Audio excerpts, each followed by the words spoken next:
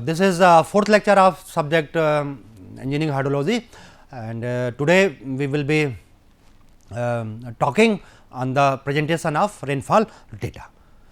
So, preparation of first of all preparation of rainfall data. Okay. Prior to get any fullness of rainfall data, we must have the data which is continuous and consistent, these two conditions must be there. If the rainfall data whatever we have do not have such type of thing, then we need to put some effort to make our data to be consistent as well as continue. Okay. So, for any hydrological analysis, prior to that, if our data actually hydrological analysis, it is based on the data actually, if our data is not a true representative, then the analysis is questionable, that is why prior to go any analysis, any hydrological analysis or to reach at any comments, we need to have a data which is consistent as well continuous. Okay. So, to make the data continuous, many times we need to find the missing data. What I mean to say is that in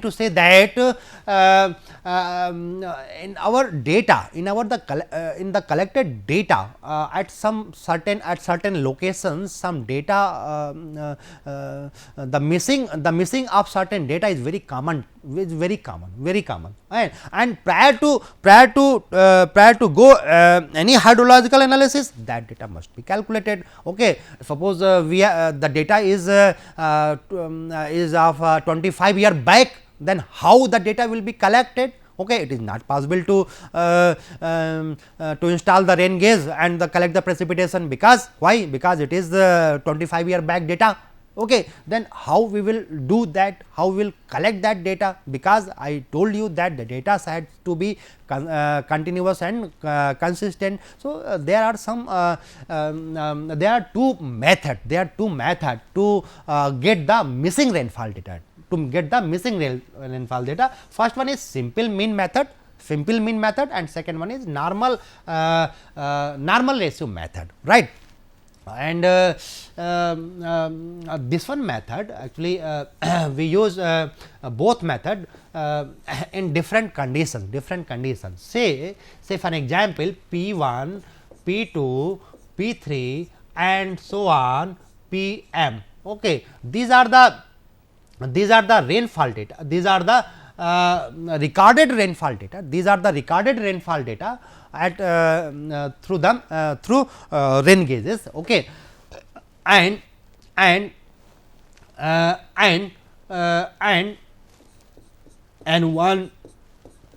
N2, N3 and so on Nm are the annual record at that location, where P1 has been recorded, Okay. Say for an example, at this particular location, this one data is missing. Okay, this one data is missing. Suppose it is Px. Okay, and since this is N1, N2, Nm, these are the annual data. Okay, therefore, that data is known to us, mean Nx is known to us, then we need to calculate the value of Px. Okay. So, the value of the Px, if the variation is within 10%, if the variation is the variation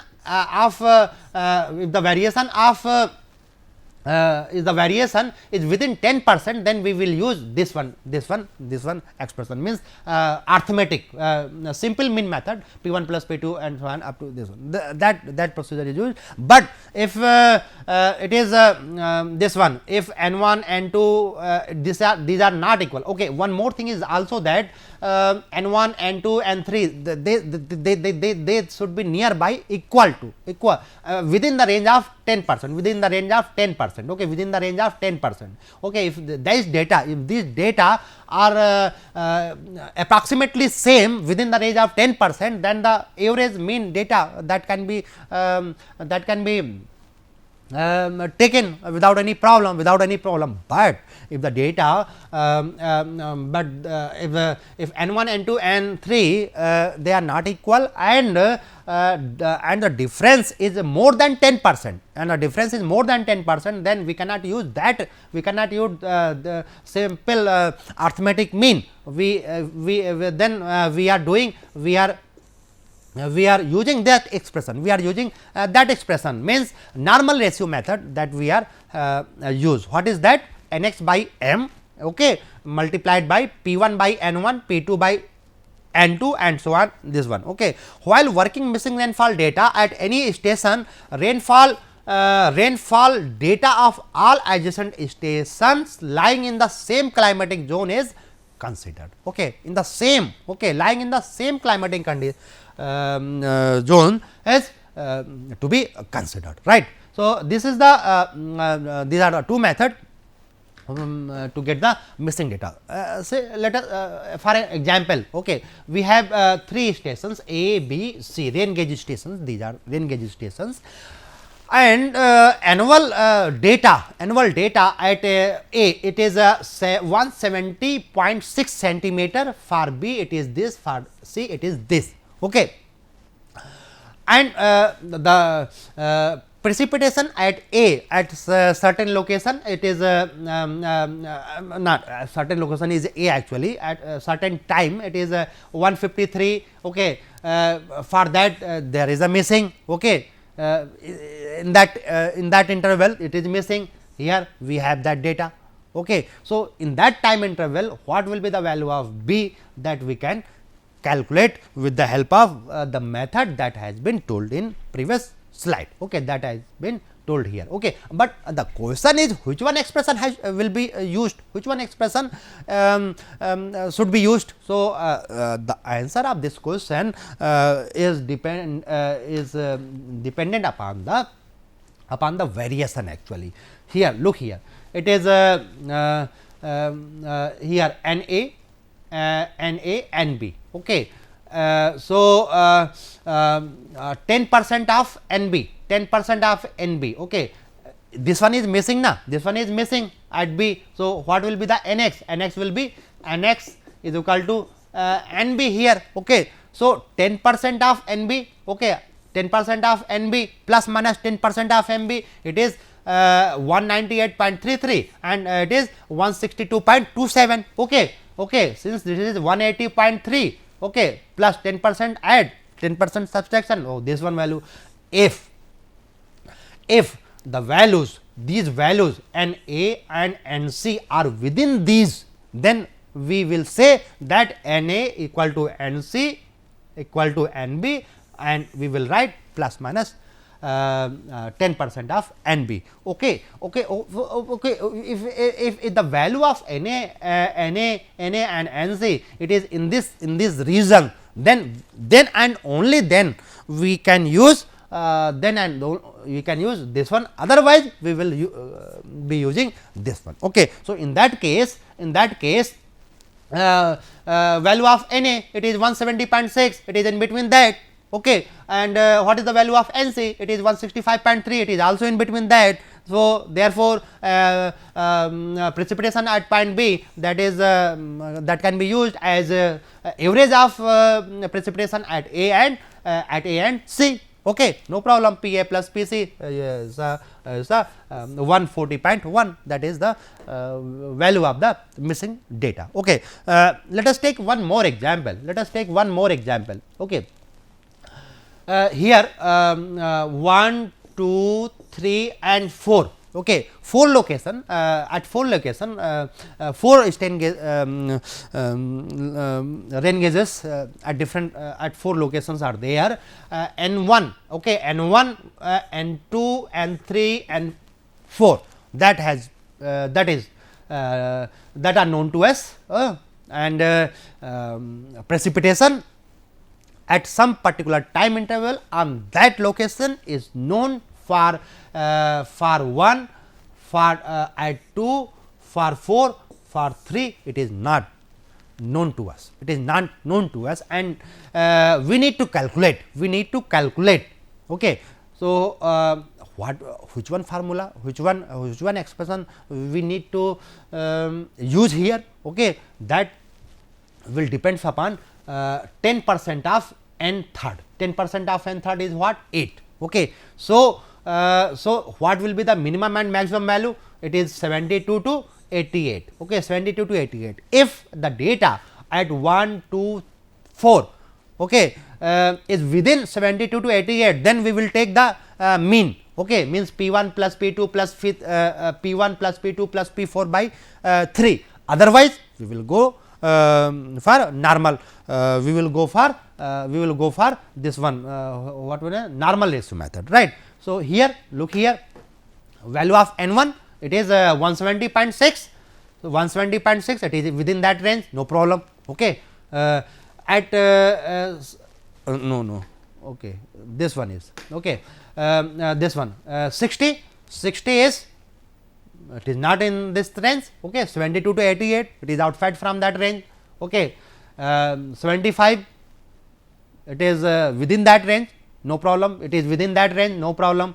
80 to calculate karna, 88 it is also outside, it is also outside. So, data at 1 and 4 it is outside from that limit 10% of n third, therefore, we cannot use arithmetic mean, that and we need to go, we need to use normal ratio method, we have to use that one, and so by using that it is very simple, P I third equal to n third, okay, here n third is what, this is actually P x, this is actually P x and it is actually n x, okay. So, it is a very simple, put the value in that question, then we will get that, okay. So, we are getting 80 centimeter, we are getting 80 centimeter, right, we are getting 80 centimeter of the precipitation that should be taken at here, right. Take example number 3, okay, take example number next example, okay, A, B, C, D 4 locations at 4 location, N A, N B, N C, N D is here, P A precipitation at this is, this one is not known to us, this one is not known to us, okay. So, what we need to do, 10% of this, 10% of this N D, okay, here N D will be taken as N x, okay, and that one will be taken as P x, right, P x, okay. So, 10% of N D it is 9. So, what will be the range? Range will be 81 to 99, okay. Let us compare, N 1 it is not lying in that range, okay, 81 to 9 it is outside from that range, 84 it is within that range, no problem, it is within that range, 70 it is also not within that range, okay. D, so, A and C it is outside from that range. So, why which one expression that we need, okay, that expression normal ratio method that we need to apply, and by using that, okay, we get that one, okay.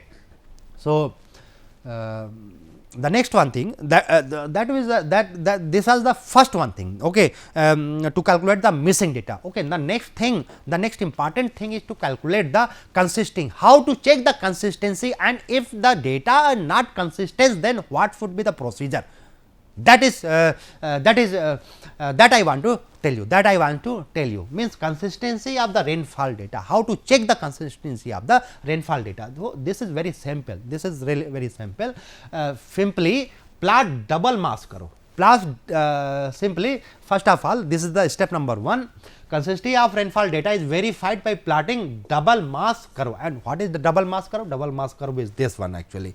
This is the plot. This is the plot between cumulative mean annual rainfall values of the base station Okay. Cumulative mean of the base station. What is the base station? Base stations are adjacent rain gauge stations whose data is consistent. This is the base stations, okay, whose data is consistent. Okay. So, cumulative mean annual rainfall values of the base station, okay, and cumulative annual rainfall values for station X, for station Y. Okay. For means that data you need to verify, okay. If the plot, if we are getting a linear plot, then we will say that it is consistent, then we will say that the data is consistent, otherwise it is not, if it is not linear, if it is like this, okay, at this point, if at this point it is not following this path, okay, it is the slope is having this, okay, then we will say that data is not consistent at station X, okay, then data is not consistent at station X. Then what we will do? We will simply find out the slope. Okay, this one slope, okay, and that one slope, okay, we will find out the slope, okay, for these two. Then we will multiply Px, okay, at point C here, that will be the data, the Px, okay, that data Px will be multiplied by slope, okay, by the ratio of slope M A by MC by Ma, okay, MC by Ma, okay, slope for same horizontal distance, if this distance is MC, okay. So, MC is what is it is representing? It is representing the slope, okay, for same distance, for same horizontal distance, if it is MA. So, the MA by MC, MC means the ratio of, this is the basically ratio of slope, it is the ratio of slope, okay. So, multiply that data with the ratio of the slope to get to make the data consistent, okay, to make the data consistent, okay. If it is not a straight line, then there should be some correction, that we need to apply, and the correction is this one, right. Now, the next thing is presentation of rainfall data, So, these are the various procedure, various method to plot the to present the rainfall data, okay. Rainfall mass curve, okay. These are the basically, these are the curve, basically these are the plot, okay. Mass curve, it is the plot, of cumulative rainfall data with respect to time, and the slope at any point, gives the intensity. So, within that, okay, if this is dt, this is dp, then the intensity, okay, during that interval T1 to T2, that can be calculated with the help of this mass curve, okay, cumulative, and y axis, it is note here, it is cumulative data, okay. Since at time t equal to 0, if the precipitation is 1, at t is equal to 2, if it is 3, and if it is 4, if it is 8, then at time t is equal to 0, it is 1, at time t is equal to 0, it will be 4, at time it will be 12, okay. That value has to be plotted over x axis, okay. The next presentation, the next curve to present the rainfall data is rainfall hyetograph. What is the rainfall hyetograph? Rainfall hyetograph is simply I versus time, I versus time. Okay. So, within interval, actually what we are doing, what is the objective of this graph? The objective of this graph is to record the rainfall, within some particular time interval, Okay. Let us for an example, okay, say 0 to T1, okay, 0 to T1, if the intensity is this one, okay. So, this, okay. So, the bar diagram we have actually, okay, and this hyetogram, okay, and okay, this one, okay. So, I is equal to what will be the intensity, okay, yeah, in mass curve actually, this is for actually mass curve, okay. And here, okay, one more thing is remaining in mass curve, what will be the area, okay, what will be the area of rainfall mass curve, what gives the area, okay, it is simply actually I is equal to dP by dt, then the then dP will be what, then dP will be I into dt, okay, I into dt, okay. So, okay, dt, okay, from here this, okay. So, in hyetograph the area of this, if we find the area of this, then what we will get? We will get total precipitation, total PPT, total precipitation. So, area of hyetograph gives the total precipitation, okay. That is summation of I into T1, okay. What will be the total precipitation in that, okay, I1 into T1, I2 into T2 minus T1, okay, I3 into T3 minus T2 and so on, okay. So, it is very simple to find the total precipitation, okay. The next is depth area duration curve, okay, that is also written by DAD, okay, DAD curve, okay, depth area duration curve, okay. So, what is that curve? That curve is the plot of depth of precipitation versus area, okay, versus area. And statistics showed that that graph plotted, okay, within depth versus area have this type of curve, and they are following that equation, okay. And what is that equation? That equation, it is actually based on the statistics, okay. And what is that? P naught here is the depth of rainfall at storm center, right.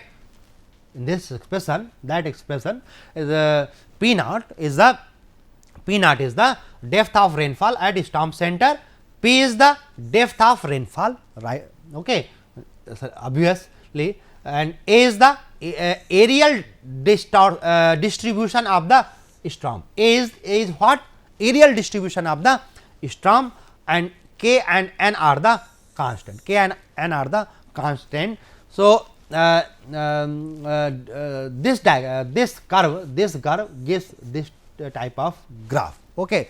That graph, the utility of that graph is in will be discussed in later on, but today many questions are coming from that curve, okay. Say for example, for a given time t hour storm, okay, for given t hour storm, if storm of our storm of t hour duration, and if A1, okay, A2 is greater than A1, if A2 is greater than A1, then D1, what will be the relation between D2 and D1? So, simple, D2 will be less than d1, d1 will be more. Okay. For same hour duration, for same hour duration of storm, okay, okay, if A2, okay, if A2 is more, if A2 is more, okay, if A2 is more, okay, if A2 is more, then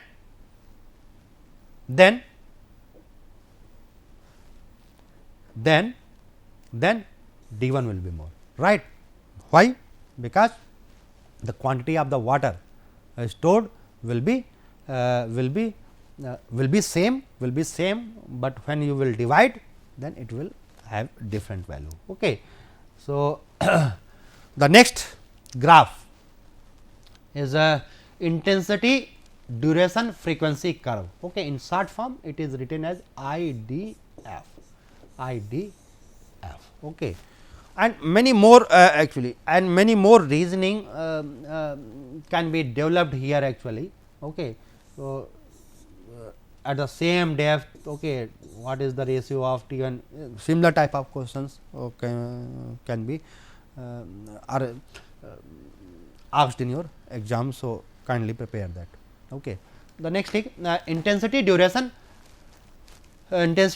frequency curve. What are those? These are the plot between duration and intensity. Okay. Duration and intensity. Okay. And statistics showed that we are getting this type of curve, Okay. The curve plotted at different time interval, we are getting this one type of thing. Okay. Because it is t to power x. Okay. What is the significance of the parameter? I is the intensity of the rainfall. Okay, is a common. Okay. Frequency in years, t is the frequency in years. Okay. Intensity duration frequency curve, actually this is. Okay. Frequency. So, frequency means at what particular time that is going to occur, that is frequency. At what particular time this situation is going to occur, that is the frequency. So, frequency in year of rainfall. Okay. Capital D, duration of the rainfall, k, x, a, n, these are the constant. Okay. So, we are getting this type of graph. Okay. So, the analysis point of view is important. Okay. For this constant line or this horizontal line, what will be the difference between T1 relation between T1 T2, intensity, duration, that is prepare yourself to answer such type of thing. The next graph to present the rainfall data, it is depth duration frequency curve. What will be the short form? It is a DDF. It is DDF. Okay. It is plotted between depth and it is intensity duration. Okay. It is intensity duration, and this one is depth duration frequency. It is the same. Okay. So, we are getting similar result. Okay. We are getting similar result. Okay. So, we have today we discussed the method to present the data, present the rainfall data.